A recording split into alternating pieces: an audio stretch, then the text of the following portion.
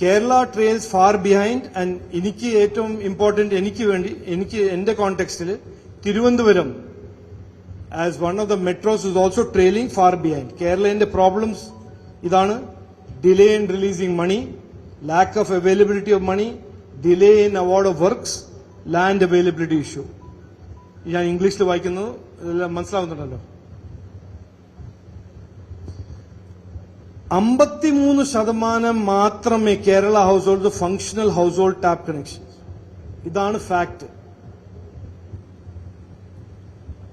പാർലമെന്റിന്റെ standing committee on water resources 22-23 കേരളത്തിന്റെ slow പ്രോഗ്രസിനെ പറ്റി അവര് ഒഫീഷ്യലി ഓൺ റെക്കോർഡ്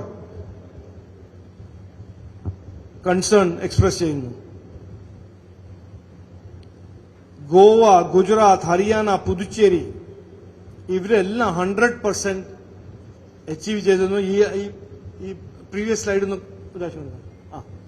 ഇതിൽ നോക്കിയ എത്രയോ സ്റ്റേറ്റ് 100% എത്തി, എത്രയോ സ്റ്റേറ്റ് 80-92%.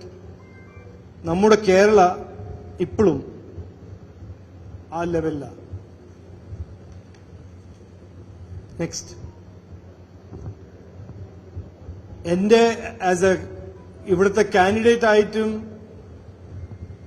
എന്റെ ഒരു ഡിമാൻഡാണ്, എല്ലാവരുടെയും ഡിമാൻഡാണ്. നമ്മുടെ നെയ്യാറ്റിൻകര, പാറശാല, കോവലം അവിടെയാണ് ഈ മെജോറിറ്റി. ഇപ്പോഴും ഈ 1.7 lakhs-ന്റെ അൺകണക്റ്റഡ് വീടുകൾ ഇപ്പോഴും ആ ഡിസ്ട്രിക്ട്സിലാണ്.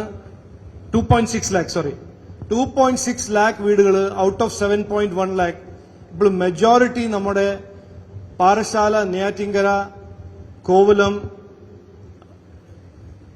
കുറച്ചല്ല നിയമത്തിൽ കുറച്ച് വട്ടിയൂർക്കാവും. ഇവിടെ ഈ ജനങ്ങൾക്കും അവർക്കും ഒരു അവകാശമുണ്ട്, അവരുടെ ഒരു റൈറ്റാണ്. അവരുടെ വീട്ടിലും ഇങ്ങനെ സേഫ് ഡ്രിങ്കിങ് വാട്ടർ കിട്ടണം എന്ന് ഗവൺമെന്റ് ഓഫ് ഇന്ത്യ ആ ഫണ്ട് എല്ലാം റെഡി വെച്ച് 2 കൊല്ലമായിട്ട് വെയിറ്റ് ചെയ്യുന്നതാണ്. ഇതുവരെ ഇത് നടന്നിട്ടില്ല. അപ്പോൾ ലാസ്റ്റ് സ്ലൈഡ് ഇതാണ്: urgent interventions required.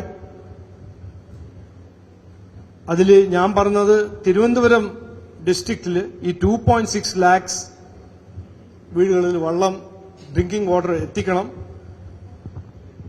Kerala government അതിന് പറ്റില്ലെങ്കിൽ അത് ഞങ്ങളോട് ഗവൺമെന്റ് ഓഫ് ഇന്ത്യയോട് പറഞ്ഞിട്ട്, ഞാൻ ഇന്ന് പറയുന്നു, കാൻഡിഡേറ്റ് MP ആയിക്കഴിഞ്ഞ് മിനിസ്റ്ററായാൽ ഇത് എന്റെ ഏറ്റവും നമ്പർ 1 പ്രയോറിറ്റി ആയിരിക്കും.